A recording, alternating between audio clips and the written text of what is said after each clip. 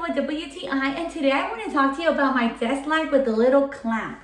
It's so practical to carry around the house.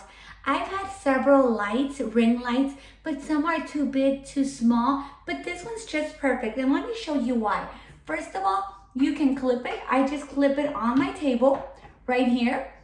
But also, you're gonna see the ring size.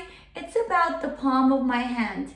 It's pretty small, but it's pretty powerful. If you clip it on your desk for a conference meeting, you're gonna have enough lighting. You can also use this not only for a computer desk, but also for a little night table, a little nightstand table if you want to read.